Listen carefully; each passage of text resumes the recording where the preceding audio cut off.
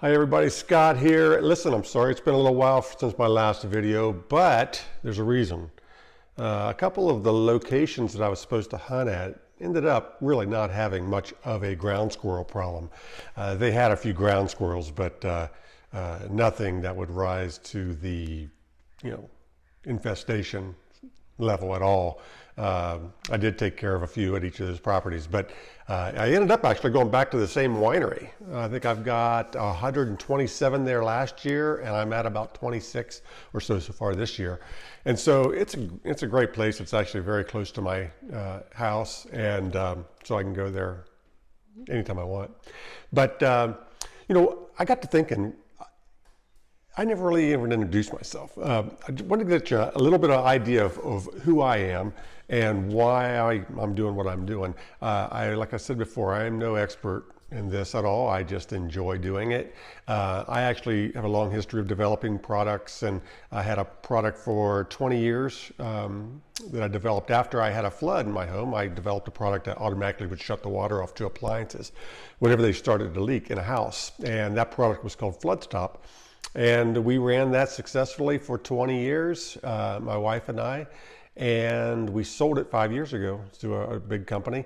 And now I still have that urge to develop and make things, and I do that. And I do everything now for charity. 100% of what I do for a living now goes to charity.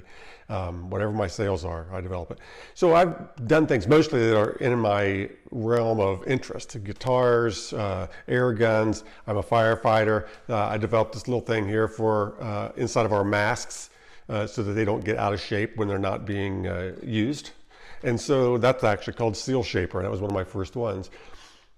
And like I said, I do this all for military and for firefighter and first responder charities, mostly the tunnel towers. And that's one that's very near and dear to my heart. But anyway, that being said, I'm going to sprinkle some things in here that I make and I sell, and I've had people ask about them in the past, so I wanted to just kind of put them out there, and you can take a look at them. But let's get to the video.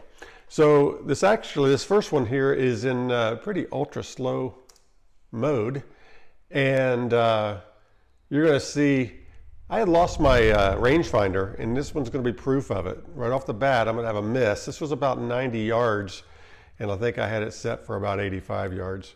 And you can see the pellet come in and drop down right along the vertical line there and hit just below this little devil and miss him. So I've had winds, some winds lately that have become a problem for me.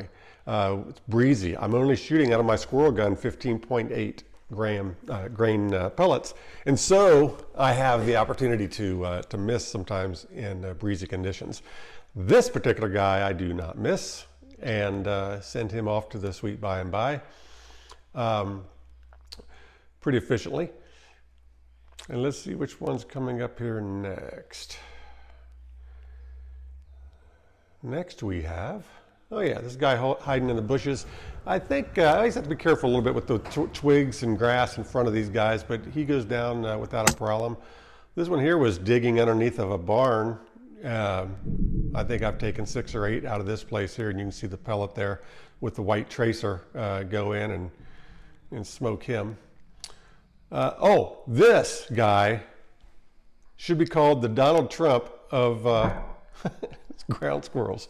He turns his head just in time, just as I pull the trigger, and escapes. I do think I got him the next day. I like to think it was the same one. There's another slow motion coming in on the right shoulder of this guy. And yeah, here we are, I think the same location.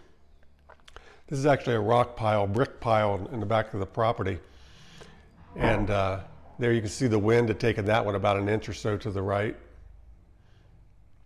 And I say the right because it looked like it took it to the left, but the sure shot or side shot camera adapter, I'll put it up on the screen. It's nice because you can actually go in ultra slow motion, and it hooks right onto your scope. And I've got a 24 power scope, so these guys are in some cases they're pretty far away, yet they fill up the whole scope.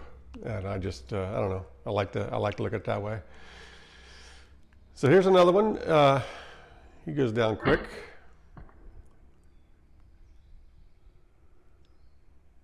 This is an interesting one. It looks like I get him, and I do get him. But the wind actually took it a little bit to, as we're looking at it, to the right, and went through his snout. But I went up there, I did catch him and got him. This guy has got a terrible, terrible neck ache when that hit him. So here's the next one. And I get him fully, I think, center mass, maybe a little off to the left. Yeah, you can see it dropping in there on the left. But that's good enough. These guys are so destructive to property. They dig, they undermine concrete. Here's another miss. Wait till you see this one. I go right between his elbows and under his chin. And that was just a miss. That was just not being lined up on him. This guy does a little spin around before he goes. I had stalked that guy for about 15 minutes before he came out in the open. Then he ran right towards me.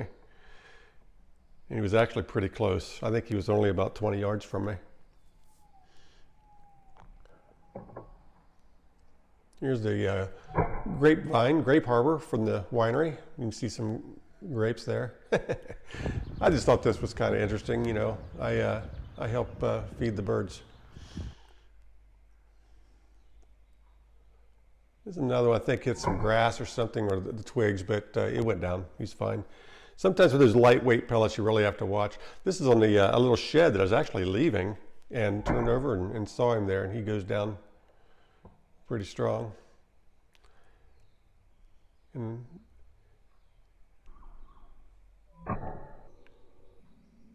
there's one.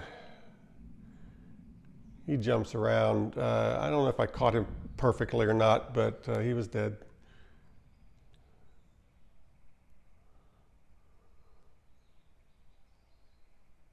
Slow motion is pretty cool.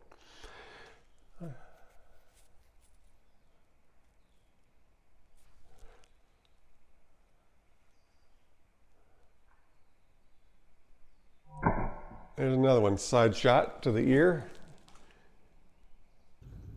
Same area. I actually might have got these out of order. It might have been the actual same one. So that didn't look like I got him too clean on that one. Here's another one in the same area. He goes down good.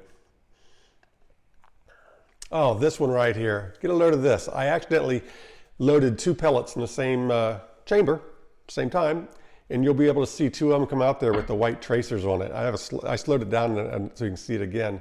But you can see how they spoils the air on the pellet, and you can actually see the one spin and hits him right in the chest. But the one comes off to the side there to the right, and that makes the tracers pretty handy when you can see that. And I just thought I'd throw this in here. This is actually one of the things I make for the air gun industry, and it just allows you to put your pellets in there and line them up. And I usually take a very small screwdriver and just dip it in some paint and just swirl it around. And try to make it consistent. Then of course you got to shoot with them and make sure that it does affect it just slightly, especially on 40 or 50 yard shots, but just make an adjustment, and then it's a lot of fun. You can actually see your shots. So that's it for this time. Listen, and I'm going to put a little link in the bottom here in the memo.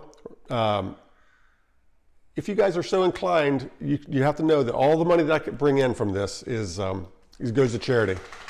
That's my dog. So we give it all away, and happy to do it. So take a look, and Pyramid Air is carrying our products. I actually have a Shopify store too, so I'll put both those on there. And if you see anything you like, pick it up, and just know that we don't keep any of the money. It all goes to charity and to help support our first responders and military. So that being said, have a fantastic rest of the day, and we will see you on the next hunt.